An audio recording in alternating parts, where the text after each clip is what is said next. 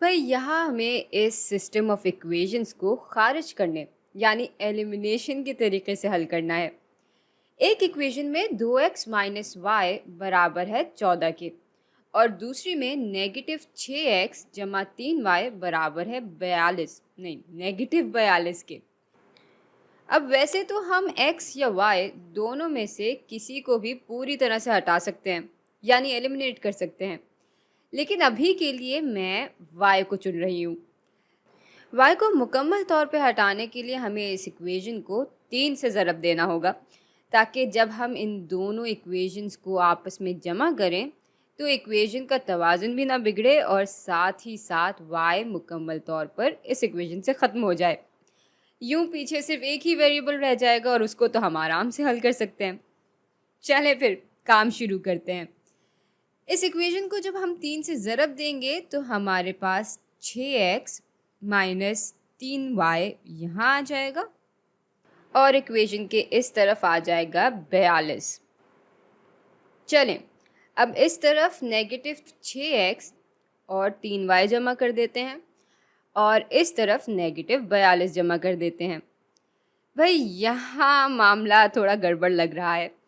यहाँ दोनों आपस में कट जाएंगे, ये दोनों भी और ये दोनों भी, तो पीछे हमारे पास सिफर बराबर आ जाएगा सिफर के। अब ये बात ठीक तो है, लेकिन इस तरह ना ही x की कदर मिल रही है और ना ही y की। तो जब इस तरह की सूरत हाल पैदा होती है तो इसका मतलब है कि ये दोनों इक्वेशंस असल में एक ही हैं और इस तरह के सिस्टम को हम डिपेंडेंट सिस्टम कहते हैं। यानी इसमें हमारी दोनों इक्वेशंस पूरी तरह एक दूसरे पे इन्हिसार कर रही होती हैं। लेकिन यहाँ एक और सवाल पैदा होता है और वो ये है कि दिखने में ये दोनों इक्वेशंस कहीं से भी एक जैसी नहीं लग रही, तो फिर आखिर ये डिपेंडेंट सिस्टम कैसे हुआ? भाई अगर हम इस पूरी इक्वेशन को -3 से ज़रब दे दें तो ये इक्वेशन बिल्कुल इसके बराबर आ जाएगी।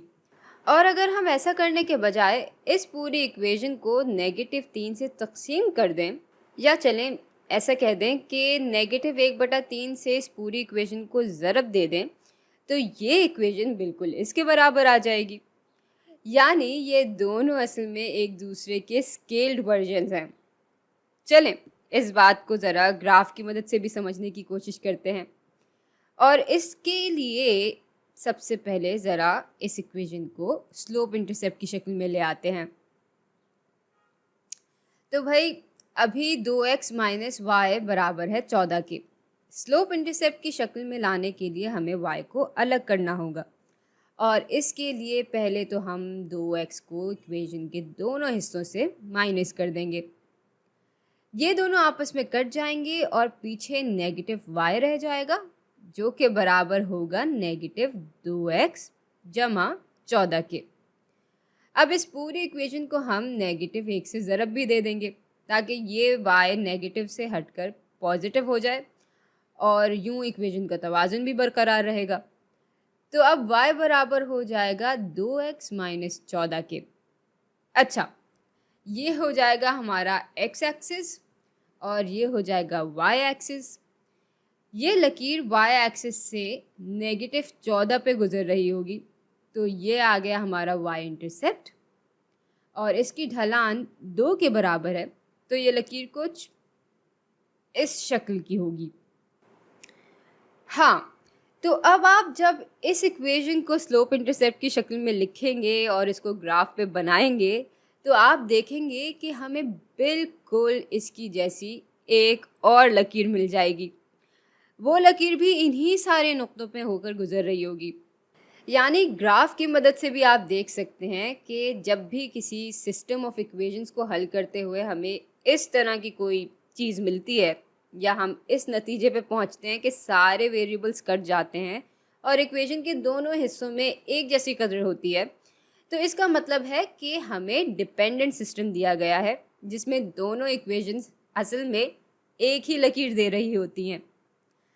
हाँ, लेकिन अगर हमें कुछ इस तरह की चीज़ मिले जिसमें वेरिएबल्स तो कट जाएं लेकिन इक्वेशन के दोनों हिस्से एक दूसरे के बराबर ना हो, मिसाल के तौर पे किसी सिस्टम ऑफ इक्वेशन को हल करते हुए हमें एक बराबर मिल जाए 4 के, तो इसका मतलब है कि यहाँ इनकंसिस्टेंट यानी गैर मुस्तकिल सिस्टम की बात हो रही है। और इस तरह की सूरत हाल में हमारे पास कोई हल नहीं आता, क्योंकि ये लकीरें असल में एक दूसरे के पैरेलल यानी मुतवाज़ी होती हैं। भाई अगर लकीरें आपस में मिल ही नहीं रहीं तो जाहिर है हमारे पास कोई हल भी नहीं आएगा। तो कहने का मकसद ये है कि सिस्टम ऑफ इक्वेशंस तीन किस्म के हो सकते हैं। एक जिसमें वो नुक्ता मिल जाता है जहाँ दोनों इक्वेशंस एक दूसरे से मिलकर गुजर जाती हैं। एक वो जिसमें दोनों लकीरें एक जैसी होती हैं और एक के ऊपर एक होती है और इस वजह से वो हर नुक्ते से साथ साथ गुजर रही होती है। और एक वो सिस्टम होता है जिसमें लकीरें आपस में किसी भी नुक्ते पे नहीं मिलती। तो ये था सारा मामला और अब मिलते हैं अगली वीडियो में।